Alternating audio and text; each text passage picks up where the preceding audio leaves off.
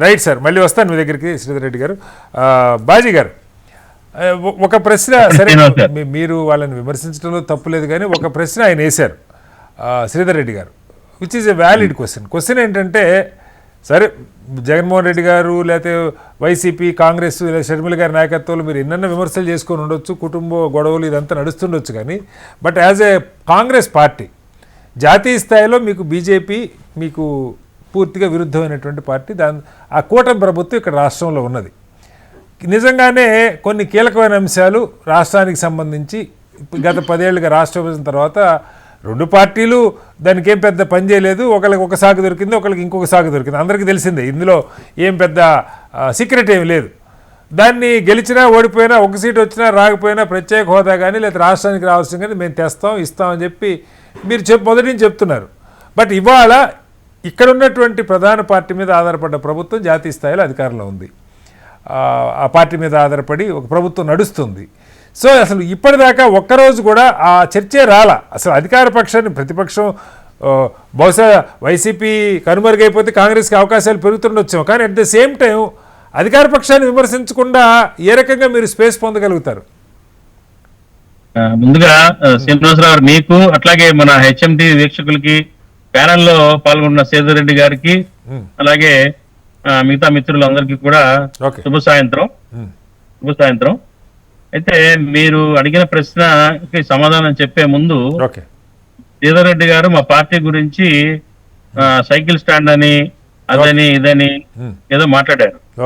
మరి ఆయన పెద్ద వయసు వచ్చిన మనిషి ఆ రకంగా ఎద్దేవగా మాట్లాడటం ఎంతవరకు కరెక్టా, ఎంతవరకు సభ్యత అనేది ఆయన విజ్ఞప్తికి నేను వదిలేస్తున్నాను.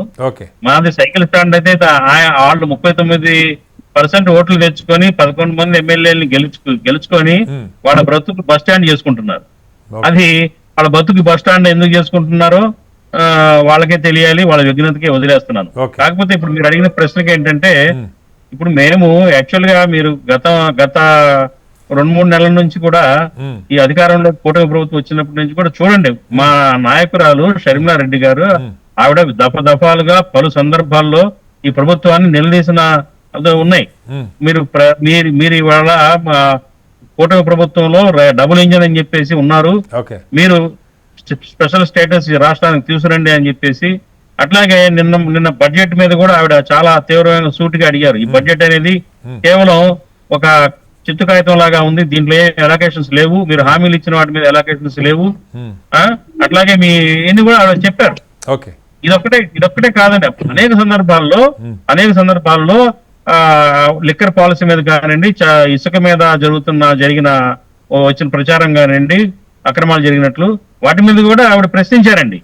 మాకు వాళ్ళు మిత్రపక్షం ఏం కాదు, మేము ప్రభుత్వం తప్పు చేస్తే ప్రభుత్వం సరిగ్గా పరిపాలనలో లోపాలు ఉంటే ఖచ్చితంగా మేము నిలదీస్తున్నాం కూడా. బడ్జెట్ మీద ప్రశ్నించారు మా అధ్యక్షురాలు.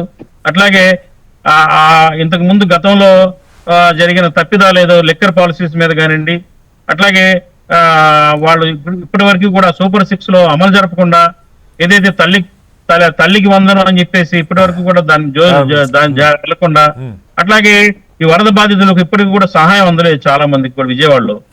దాని మీదుగా అనేక సమస్యలు, ప్రభుత్వ యొక్క లోపాలని పలు సందర్భాల్లో మేము క్వశ్చన్ చేయడం జరిగింది. చేస్తాం కూడా భవిష్యత్తు. ప్రత్యేకంగా ఒకళ్ళ అనుబంధం ఏమీ లేదంటారు? ఖచ్చితంగా లేదు, ఉండదు కూడా. మా కాంగ్రెస్ పార్టీకి ఇటు వైసీపీ కానివ్వండి, కూటమి కానివ్వండి, రెండు సమాన దూరం. మేము వైసీపీని వాళ్ళు నిలదీస్తుంది దేనికి? ఉన్నది ఒకటే ఒక ప్రతిపక్షం, 11 సీట్లు తెచ్చుకున్నారు. ప్రజల పక్షాన మీకు ఓట్లేసిన 39% ప్రజలను కూడా మీరు అవమానిస్తున్నారు, ప్రజాస్వామ్యాన్ని పాతి పెడుతున్నారు.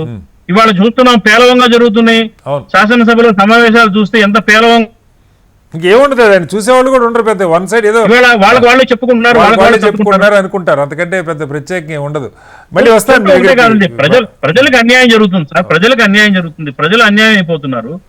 ఎందుకంటే మామ అనిపించుకునే పద్ధతుల్లో వాళ్ళే మాట్లాడుకుంటున్నారు, బిల్లులు చేసుకుంటున్నారు, కొత్త సవరణలు చేసుకుంటున్నారు. ఇవన్నీ చూస్తున్నాం మనం. అసెంబ్లీలో ఉండి ప్రశ్నించాల్సింది మైదానం వదిలేసి వీళ్ళు నెట్ ప్రాక్టీస్ చేస్తున్నారు బయటకు వెళ్ళి. రైట్ బాజీ గారు, డిబేట్ మైదానం పిచ్ వదిలేసి ఆటగాళ్ళను వదిలేసి వీళ్ళు ఇద్దరు ముగ్గురు కలిసి నెట్ ప్రాక్టీస్ చేస్తున్నారు. అది చాలా హాస్యాస్పదంగా ఉంది. వీళ్ళకి అర్థం కావట్లేదు. ఎందుకు అర్థం కావట్లేదు? మళ్ళీ పైపెచ్చు సమర్థించుకోవడానికి ప్రయత్నం చేస్తున్నారు వీళ్ళు. రైట్ సార్, దాని మీద మనం అసలు ఇప్పటికీ రిలీజ్ కావట్లేదు వాళ్ళు. అట్లాగే ఆ శాసన మండలిలో బొత్స గారు చూశాను, బొత్స గారు మాట్లాడే విధానం కూడా దాన్నే వాళ్ళు శాసనసభలాగా ఫీల్ అయిపోయి అక్కడే చర్చకు వస్తున్నారు. ఈ మంత్రులు పోయి అక్కడ వాళ్ళతో వాళ్ళు ఏంటో ఆటగాళ్ళు ఏమన్నా బాగా కాక మీద ఉన్నారు ప్లేయర్స్. వాళ్ళు వీళ్ళు ఆడుకోవడం కోసం శాసన మండలికి వెళ్ళి ఒక్కొక్క మంత్రి వీళ్ళతో ఆడుకుంటా ఉన్నారు. ఆ ఆట ఏదో ఇక్కడ ఆడుకుంటే బాగుంటుంది కదా. Right sir, right.